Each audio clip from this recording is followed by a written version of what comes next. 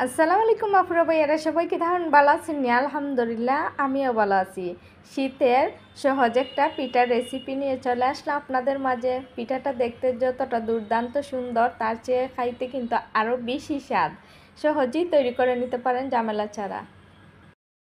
আমি পাতিলের মধ্যে পানি দিয়ে দিছি, পানিতে বলক চলে আসছে, দিয়ে দেব স্বাদ অনুযায়ী লবণ। লবণ দেওয়ার পরে আতপ চাউলে শুকনা গুঁড়ি দিয়ে আমি একটা ব্যাটার তৈরি করে নেব। ব্যাটারটা কম বেশ আমরা সবাই তৈরি করে নিতে পারি যারা রান্না বান্না করি। আর ব্যাটারটা তৈরি এতটাই সহজ যে সবাই পারে।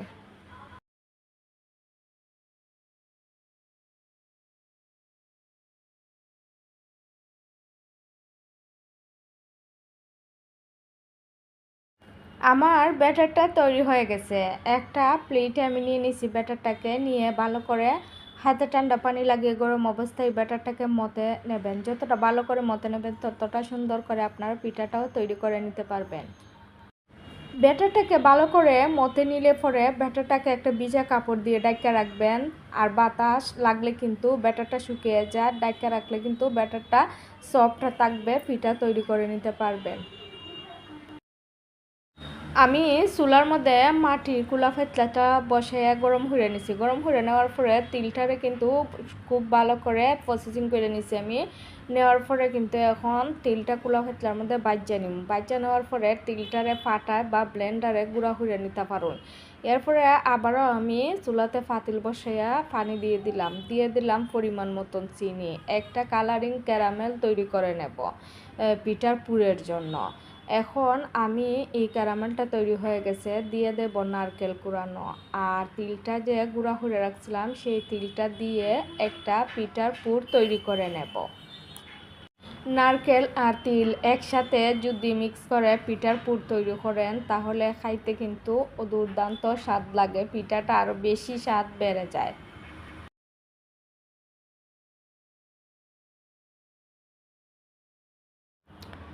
আমি অল্প একটু ব্যাটার নিছি, নিয়ে গুঁড়ি ছিটিয়ে দিছি। দেওয়ার পরে আমি একটা পাতলা রুটি বেলে নেব পিঠা পাতার জন্য।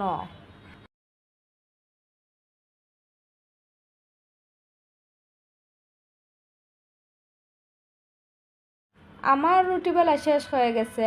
এখন আমি পাতার জন্য গোল গোল করে আবারও রুটি হাইটে নিতেছি। যে কোনো ধরনের মুখা দিয়ে কিন্তু এই বল বল ছোটো ছোটো রুটিটা খাইটে নিতে পারবেন।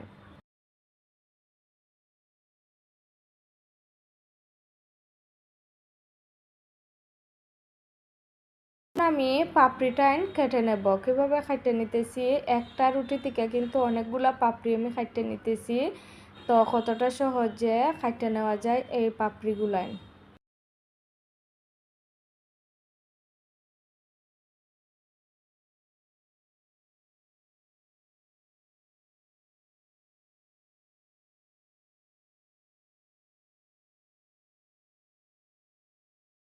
আমি অল্প একটু ডু নিয়ে গুল করে নিলাম। গুল করে নেওয়ার পরে এখন আমি টুর মতন তৈরি করে নেব।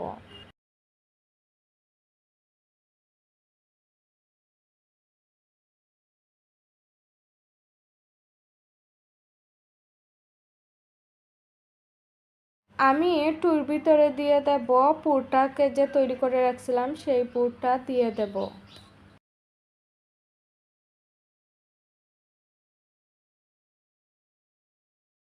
দিয়ে দেওয়ার পরে চতুর্দিকের মুখটা যেভাবে আমি বন্ধ করে দেখিয়ে দিতেছি সেভাবেই আপনারা বন্ধ করে নেবেন। বন্ধ করে নিয়ে আবারও হাতের তালুর সাহায্যে এভাবে গোল শেপটা তৈরি করে নেবেন। নিয়ে হাতের তালু দিয়ে আবার চ্যাপ্টা করে নেবেন। খুবই সহজে এই পিঠার ডিজাইনটা আপনারা চাইলে যে কেউ তৈরি করে নিতে পারেন। আর কোনো রকম শ্বাসকাটনি ছাড়াও কিন্তু শীতের এই সিজনের পিঠাটা নিজের হাত দিয়ে এত সুন্দর ডিজাইন করে তৈরি করে নিতে পারেন, খুবই কম সময়ে আর ঝামেলা ছাড়া সহজেই।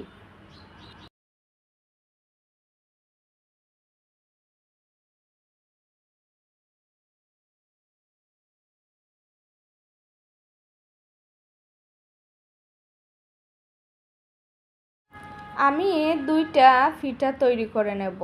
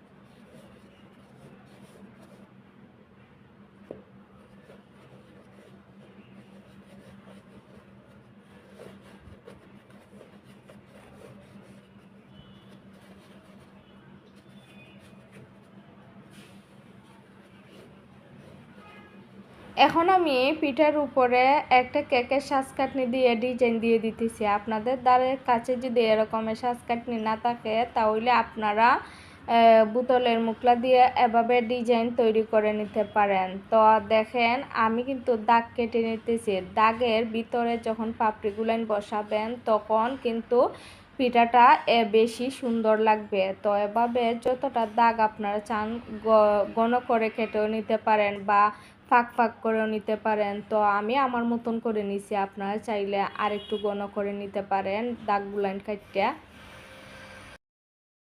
আমি অল্প একটু আটা দিয়ে আটার একটা পেস্ট তৈরি করে নিছি। পাপড়িগুলান বসিয়ে দেব আটার পেস্ট দিয়ে, তাহলে সেটা চুটবে না আর খুব সুন্দর বসে যাবে পিঠার মধ্যে।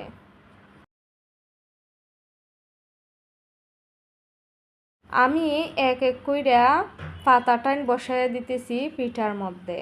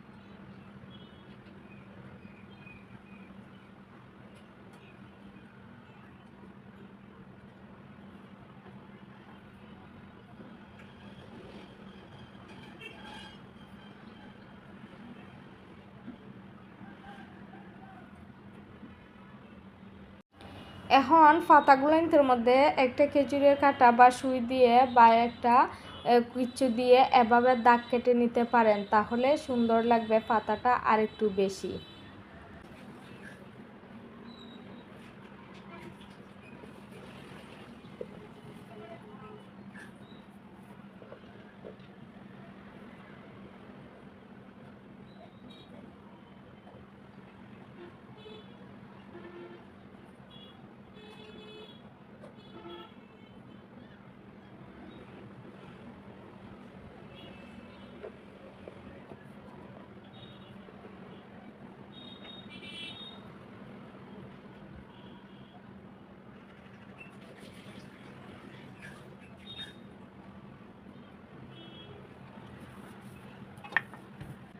আমি ছোটো ছোটো বল তৈরি করে নিতেছি, পিঠার উপরে দেব ফুলের মতন ডিজাইন।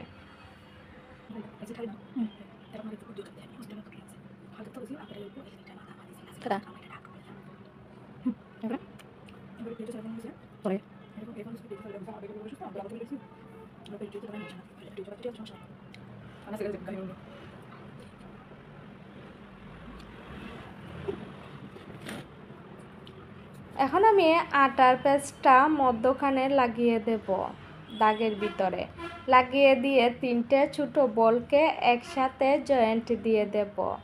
দেওয়ার পরে একটা কেকের যে সাজ আছে সেটা দিয়ে কিন্তু চাপ দিয়ে ধরলে কিন্তু এত সুন্দর একটা ফুলের ডিজাইন চলে আসে, যা বলে বোঝানো যাবে না, অনেক সুন্দর লাগে।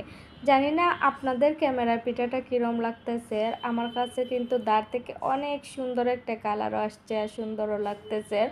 তো এভাবে নতুন নতুন পিঠা তৈরি করে মেহমানদেরকে উপহার দিতে পারেন, নিজেরাও খাইতে পারেন শীতের এই সিজনে। প্লিজ আপুরা ভাইয়ারা চ্যানেলটা সাবস্ক্রাইব করে পাশে থাকুন, লাইক কমেন্ট করুন আর ভিডিওটা ভালো লাগলে শেয়ার দিয়ে দিন।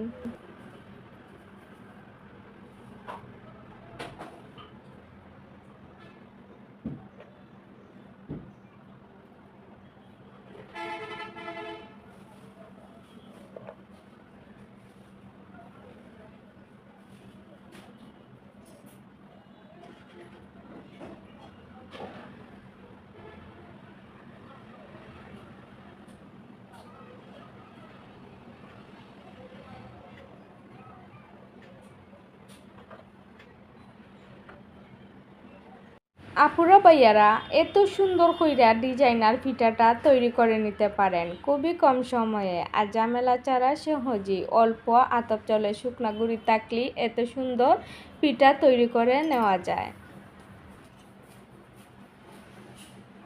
আমি অনেকগুলা পিঠা তৈরি করে নিছি। চুলাতে পানি বসে পানিতে যখন পুরোপুরি একটা বলক চলে আসবে তখনই দিয়ে দেব সুন্দর সুন্দর পিঠাগুলাই সিদ্ধর জন্য। আর সিদ্ধ দিতে তেমন একটা সময় লাগে না, 7-8 মিনিট সময় লাগে সিদ্ধ হইতে। যারা মুখরোচকভাবে খাইতে চান তারা অবশ্যই তেলে ভাজা কয়েকটা পিঠা খাইতে পারেন, আর যারা এভাবে সিদ্ধ দিয়ে পিঠা খাইতে চান তারা কিন্তু এইভাবে সিদ্ধ দিয়ে দিতে পারেন। দুইভাবেই কিন্তু খাইতে পারেন, যেভাবে মন চায় সেভাবে। তার একটা ফ্লেভার পিঠাতে লাগবে, তখন কিন্তু পিঠাটা দুর্দান্ত স্বাদ লাগবে। দেখেন কতটা দেখতে লোভনীয়, খাইতে কিন্তু দুর্দান্ত স্বাদ। ভিতরে কিন্তু তিলে আর নারকেলের পুরে একবারে ভরপুর। আর পিঠাটা কিন্তু আবারও বলতেছি, একবার হলো বাসাতে সময় পেলে ট্রাই করবেন। দেখেন কি দুর্দান্ত, ভিতরে একবারে পুরে ভরপুর। আসসালামু আলাইকুম, সবাই ভালো থাকবেন। অন্য আরেকটা সহজ রেসিপি নিয়ে চলে আসবো আপনাদের মাঝে। সবাই ভালো থাকবেন, সুস্থ থাকবেন, সবার জন্য দোয়া ও ভালোবাসা রইল। আল্লাহ হাফেজ।